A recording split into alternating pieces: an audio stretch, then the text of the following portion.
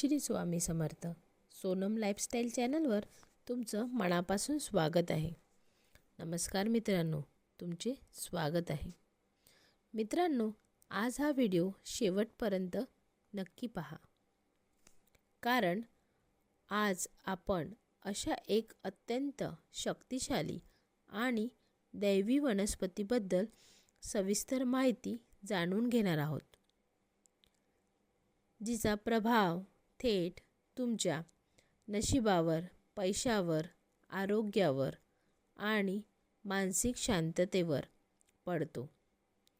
मित्रांनो, शास्त्रामध्ये सांगितलं आहे की घरामध्ये असलेली प्रत्येक वनस्पती फक्त सजावटीसाठी नसते, तर तिचा थेट परिणाम घरातील ऊर्जा, वातावरण आणि जीवनावर होतो.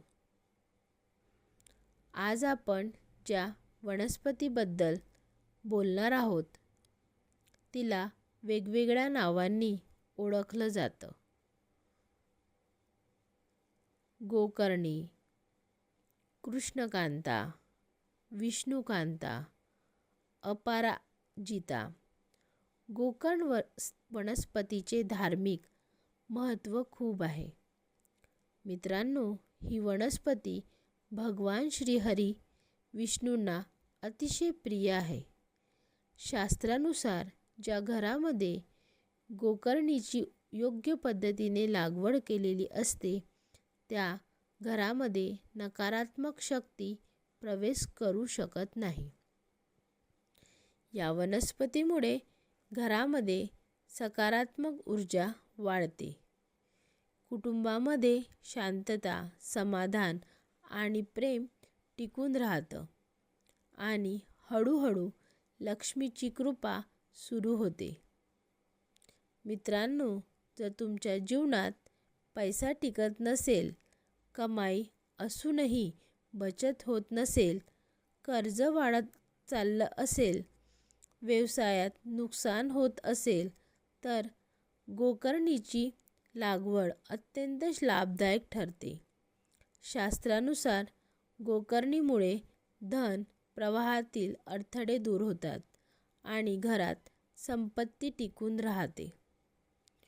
लोकांच्या कुंडलीत शनीची 7.5 अडीच वर्ष किंवा शनिदोष चालू असतो, अशा व्यक्तींनी गोकर्णीच्या निळ्या रंगाच्या फुलांची शनिवारी शनिदेवांना ते फूल अर्पण केल्यास शनिदेव लवकर प्रसन्न होतात. फूल अर्पण करताना मनोभावे प्रार्थना करावी, तिळाच्या तेलाचा दिवा लावावा आणि ओम शनैश्वराय नमः या मंत्राचा जप करावा. यामुळे शनीचा त्रास कमी होतो. मित्रांनो, गोकर्णीची लागवड करताना घराच्या ईशान्य दिशेला, म्हणजे उत्तर आणि पूर्व दिशेमधील जो कोपरा असतो, त्या दिशेला गोकर्णीचे झाड किंवा वेल लावावा. जर घरात जागा नसेल, तर गॅलरी किंवा टेरेसमध्ये देखील तुम्ही हे लावू शकता. पण ती जागा स्वच्छ आणि प्रकाशमान असावी. रोप लावताना शुक्रवार किंवा गुरुवार हा दिवस उत्तम असतो. लावताना मनात सकारात्मक संकल्प करूनच लावावे. मित्रांनो, आजच्या धावपळीच्या जीवनात ताण, तणाव, चिंता आणि अस्वस्थता खूप वाढलेली असते.